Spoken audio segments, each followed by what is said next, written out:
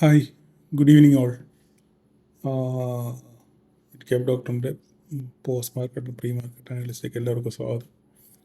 Very hard time എങ്കിലും ഒരു പക്ഷേ ഞാനിപ്പോൾ ഈ വീഡിയോ ചെയ്യുന്നതുകൊണ്ട് ഒത്തിരി ഒന്നുമില്ല, ഒരു 3-4-5 മിനിറ്റ് കൊണ്ട് ജസ്റ്റ് എനിക്ക് നിങ്ങൾക്കൊന്ന് ജസ്റ്റ് ഒരു ഗൈഡൻസ് അത്രമാത്രം ഉദ്ദേശിക്കുന്നുള്ളൂ. കാരണം ഞാനിത് ചെയ്യുമ്പം ഒരു പക്ഷേ എന്നെ വിമർശിക്കുന്നവരുണ്ടാകാം, അല്ലെങ്കിൽ അനുകൂലിക്കുന്നവരുണ്ടാകാം, പ്രതികൂലിക്കുന്നവരുണ്ടാകാം. പക്ഷേ ഞാൻ വിശ്വസിക്കുന്ന ഒരു കാര്യമുണ്ട്. നമ്മൾ ഏത് പ്രതിസന്ധി ഘട്ടങ്ങളിലും നമ്മൾ നമ്മളുടെ ഉത്തരവാദിത്തങ്ങളിൽ നിന്ന് ഒരിക്കലും ഒളിച്ചോടാൻ പാടില്ല. അത് ഞാൻ വളരെ പിന്തുടരുന്ന ഒരു പോളിസിയാണ്. ഓക്കെ, ഒരിക്കലും നമ്മൾ എത്ര പ്രതിസന്ധി ഉണ്ടായിക്കോട്ടെ, ജീവിതത്തിൽ എത്ര പ്രതിസന്ധി ഉണ്ടായാലും നമ്മൾ ഒരിക്കലും നമ്മുടെ റെസ്പോൺസിബിലിറ്റീസ് നമ്മൾ മറക്കാൻ പാടില്ല. ഓക്കെ, അത് കഴിവതും നമ്മൾ ഫുൾഫില്ല് ചെയ്യാൻ ശ്രമിക്കുക. ഞാൻ അങ്ങനെ ആ ഒരു പോളിസിയെ മുറുകെ പിടിക്കുന്ന ഒരാളാണ്. അതുകൊണ്ട് മാത്രമാണ് ഈ വീഡിയോ ചെയ്യുന്നത്. അല്ല വേറെ ക്രെഡിറ്റിനോ അല്ല വേറെ എന്തെങ്കിലും സിമ്പതിക്ക് വേണ്ടിയോ അല്ല വേറെ അങ്ങനെയുള്ള മറ്റുള്ള ഒരു കാര്യങ്ങൾക്ക് വേണ്ടിയല്ല.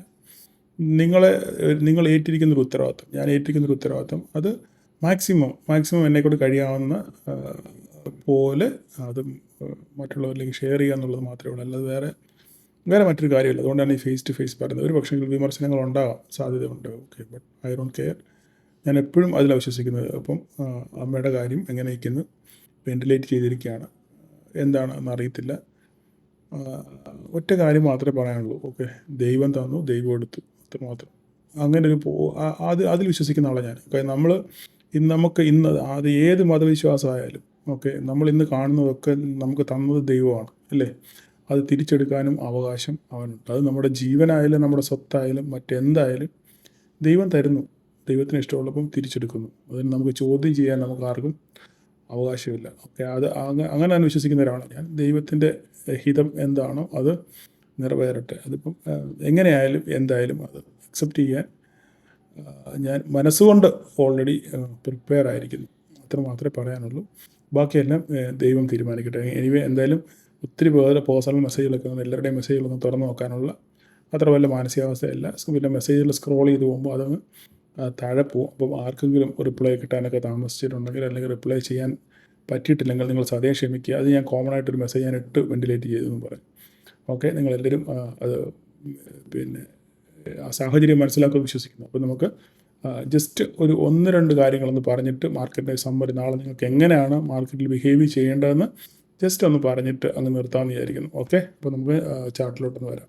ഓക്കെ, അപ്പോൾ നമ്മൾ ഈ കാണുന്നത് നിഫ്റ്റിയുടെ ഡേ ചാർട്ടാണ്. നമുക്ക് ഇൻട്രാഡേ ബേസിൽ നമുക്കൊരിക്കലും ചാർട്ട് ഈ ദിവസങ്ങളിൽ നമുക്ക് അനലൈസ് ചെയ്യാൻ പറ്റില്ല. കാരണം ഇനി ഉണ്ടാകുന്ന മൂവുകളൊക്കെ വളരെ വയലൻറ്റ് മൂവുകളായിരിക്കും. ഓക്കെ, അപ്പോൾ അത് ഇൻട്രാഡേ ബേസിസിൽ നമുക്ക് ഒരിക്കലും അതിനെ അനലൈസ് ചെയ്യാൻ പറ്റത്തില്ല. അപ്പം അതുകൊണ്ട് ഡേ ക്യാൻഡിൽ ബേസിസിലാണ്. ഇന്ന് തന്നെ മാർക്കറ്റ് ഒരു ഏകദേശം 10,000-1200 പോയിൻറ്റ് താഴെ പോയെങ്കിലും ഓൾമോസ്റ്റ് എത്രയാണ് ഗ്യാപ് ഡൗണിന് ശേഷം താഴോട്ട് വന്ന മാർക്കറ്റ്, ഗ്യാപ് ഡൗൺ ഉണ്ടായതിന് ശേഷം താഴോട്ട് വന്ന മാർക്കറ്റ് അത്രയും തന്നെ ഓൾമോസ്റ്റ് റിക്കവർ ആയിട്ടുണ്ട്. ഓക്കെ, അപ്പം ഏകദേശം ഇപ്പോൾ നമ്മൾ നോക്കിക്കഴിഞ്ഞാൽ താഴെ 21,752 വരെ മാർക്കറ്റ്, 200-750 വരെ മാർക്കറ്റ് പോയെങ്കിലും 750 നിന്ന് എത്രയായി, ഒരു 500 പോയിൻറ്റ് മാർക്കറ്റ് ഏകദേശം റിക്കവറായി. എങ്കിലും 400 പോയിൻറ്റ് മാർക്കറ്റ് സസ്റ്റെയിൻ ചെയ്തു. 500 പോയിൻറ്റ് റിക്കവറി ആവുന്നു എങ്കിലും ഒരു 400 പോയിൻറ്റോളം മാർക്കറ്റ് സസ്റ്റെയിൻ ചെയ്ത് അങ്ങനെ തന്നെ നിൽക്കുകയാണ്. അപ്പം നമുക്കിതിനെ ഒരു പോസിറ്റീവ് സൈനായിട്ട് നമുക്ക് വേണമെങ്കിൽ ഇതിനെ കാണാം. അപ്പം പ്രീവിയസ് ലോ, ഡേ ക്യാൻഡലിൻ്റെ പ്രീവിയസ് ലോ നോക്കിക്കഴിഞ്ഞാൽ ആ ലോ ബ്രേക്ക് ചെയ്താണ് മാർക്കറ്റ് ക്ലോസ് ചെയ്തേക്കുന്നത്. അപ്പം അങ്ങനെയാണെന്നുണ്ടെങ്കിൽ നാളെ നമുക്ക് ഒരു ഗ്യാപ്പ് അപ്പോ ഇപ്പം മാർക്കറ്റ് നിലവിൽ കാണുന്നത് ഒരു പോസിറ്റീവ് സൈനാണ് മാർക്കറ്റിൽ കാണുന്നത്. ഓക്കെ, എല്ലായിടത്തും റിക്കവറി നടക്കുന്നുണ്ട്. അപ്പം നാസ്ഡാക്കിലും ഡൗ ജോൺസിലൊക്കെ താഴെ പോയിട്ടും വീണ്ടും തിരിച്ച് കയറുന്ന ഒരു സംഭവം കാണുന്നുണ്ട്.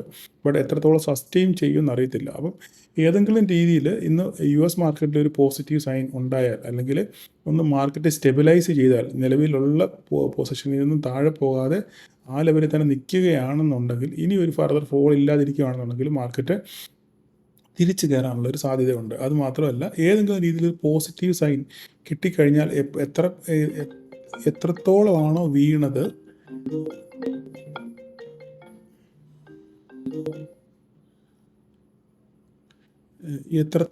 മാർക്കറ്റ് വീണത് ഓക്കെ, നമുക്ക് അത്രയും തന്നെ മാർക്കറ്റ് തിരിച്ചു കയറാനുള്ള സാധ്യത വളരെ കൂടുതലാണ്. മൂവും വളരെ വയലൻ്റ് ആയിരിക്കും. അപ്പം നമ്മൾ അതുകൊണ്ട് എപ്പോഴും നമ്മൾ വളരെ കോഷ്യസ് ആയിരിക്കണം. പിന്നെ വേറൊരു കാര്യമുണ്ട്, ഇന്ന് ഇപ്പം പലർക്കും PE എടുത്ത് വെച്ചവർക്കൊക്കെ വളരെ ഹ്യൂജ് ലാഭം, ഹ്യൂജ് പ്രൈസ് കിട്ടിക്കാണും. അപ്പോൾ ഈ ഒരു ധാരണയിൽ നിങ്ങളെന്നും BTST ഹോൾഡ് ചെയ്യാനൊന്നും ശ്രമിക്കരുത്.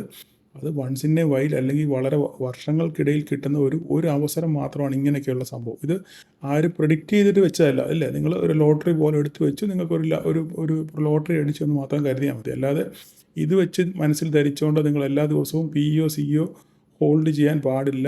ഓക്കെ, അത് വളരെ നിങ്ങളെ നഷ്ടം, അതിൻ്റെ സാധ്യത വളരെ കൂടുതലായിരിക്കും. ഓക്കെ, അപ്പോൾ അതുകൊണ്ട് ഇങ്ങനെയുള്ള ദിവസം എല്ലാ ദിവസവും കിട്ടുമെന്ന് വിചാരിച്ച് നിങ്ങളാരും അങ്ങനെ BTST ഹോൾഡ് ചെയ്യാൻ പാടില്ല. ഓക്കെ, എങ്കിലും ഹോൾഡ് ചെയ്യുന്നവർ അവരവർ നഷ്ടത്തെ ലിമിറ്റ് ചെയ്യത്തക്ക രീതിയിലുള്ള, അല്ലെ അവർക്ക് സഹിക്കാവുന്ന രീതിയിലുള്ള ലോസ് വന്നാൽ സഹിക്കത്തക്ക രീതിയിലുള്ള ആ എമൗണ്ട് മാത്രമേ നിങ്ങളതിന് വേണ്ടി ചിലവഴിക്കാവൂ. ഓക്കെ, അപ്പോൾ നമുക്ക് നാളെ ഒരു പോസിറ്റീവ് ഓപ്പണിംഗ് കിട്ടിയാൽ മാർക്കറ്റ് 22,336 മുകളിൽ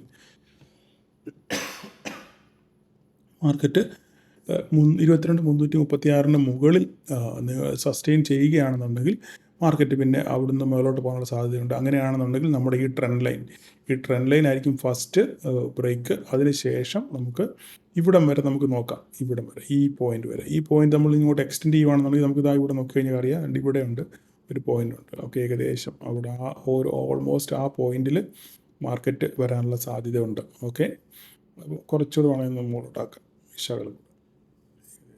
ഓക്കെ, ഈ ഒരു പോയിന്റ് വരെ മാർക്കറ്റ് വരാനുള്ള സാധ്യത കൂടുതലാണ്. അപ്പോൾ അതിന് മുകളിൽ പോയി കഴിഞ്ഞാൽ പിന്നെ നമുക്കൊരു ഫർദർ മൂവ് കാണാൻ പറ്റും. അപ്പം നമ്മളെപ്പോഴും ശ്രദ്ധിക്കേണ്ടത് ഈ കാണുന്നത് 22,336 നമുക്ക് വെരി ഇമ്പോർട്ടൻ്റ് ആണ്.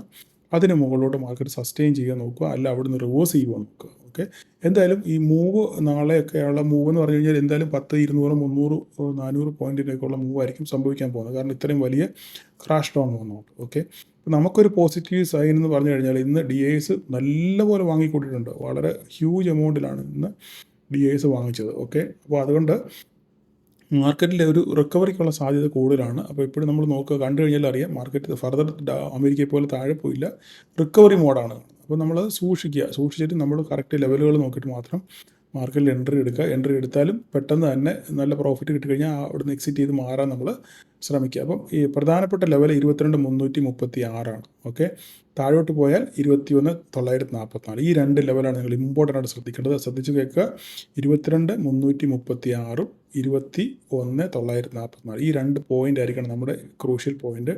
അവിടെ നിന്ന് എങ്ങോട്ട് മാർക്കറ്റ് ബ്രേക്ക് ചെയ്യാൻ നോക്കുക. ഇന്നത്തെ ലോ ബ്രേക്ക് ചെയ്യുകയാണെന്നുണ്ടെങ്കിൽ പിന്നെ ഒരു ഫർദർ ഫോൾ നമുക്ക് കാണാം. അല്ല മുകളിലത്തെ ഈ റെസിസ്റ്റൻസ് 22,336 ബ്രേക്ക് ചെയ്യുകയാണെന്നുണ്ടെങ്കിൽ അവിടുന്ന് ഒരു ഫർദർ ഒരു അപ്സൈഡ് നമുക്ക് കാണാൻ പറ്റും. ഇതാണ് നാളത്തേക്ക് എനിക്ക് മാർക്കറ്റിൽ പറയാനുള്ളത്.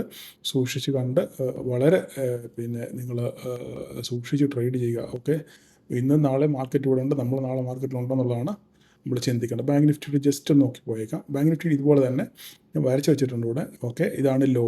ഓക്കെ, ഈ ലോ ബ്രേക്ക് ചെയ്യുന്നത് നോക്കുക. ഇല്ലെങ്കിൽ നമുക്ക് ഈ പോയിന്റിന് മുകളിൽ സസ്റ്റെയിൻ ചെയ്യുകയാണെന്നുണ്ടെങ്കിൽ മാർക്കറ്റ് 50,536 വരാനുള്ള സാധ്യതയുണ്ട്.